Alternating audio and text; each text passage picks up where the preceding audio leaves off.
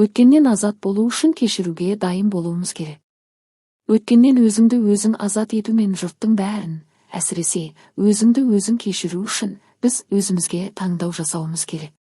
Біз қалай кешіруді білмесек те, бірақ мұны қатты қажет етуіміз керек. Кешірім жасауға құлықтану фактісінің өзі сауығуға ықпал етеді. Сенің мен қалаған бейнедей бола алмағаның үшін де сені кешіремін.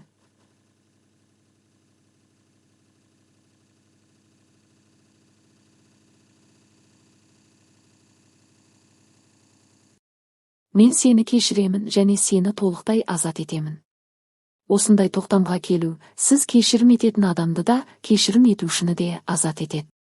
Тоқтамға келу үшін өзіне өзін қайталай беру ғана емес, ішіңнен және дауыстап айту керек. Жазу да маңызды, әсіресе машинкада. Бұл өте жылдам, 7 күн бойы, күнне, тіріттен. Егер сіз белгілі бір адамды кешіргіңіз келсе, кешірілушінің де, кешірім етушінің де есімін айту керек. Барлық ауру кешірмегеннен болады. Қалай адам ауыра бастайды? Солай ол өз кеудесінен кешірім етілуі қажет адамды іздеу керек. Егер сіз кешірім жасалуы өте қиын адамды тапсаңыз, онда тап сол адамды кешіру керек. Кешіру демек азат болу. Сізге қалай кешіруді білу қажет емес. Ең керегі кешіруге құлықтылық.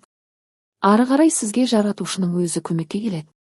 Біз өз қиналысымызды жақсы түсінеміз.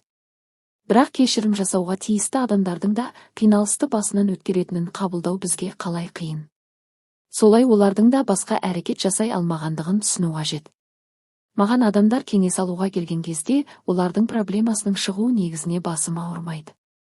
Бұл денсаулықтың нашарлығы ма, ақшаның жетімсіздігі ме, қарым-қатынастың нашарлығы, немесе дамымаған талант па? Мен бірден тек қана бір нәрсемен, өз-өзіңді жақсы көруді қалай дамыту керектігімен жұмыс жасай бастаймын.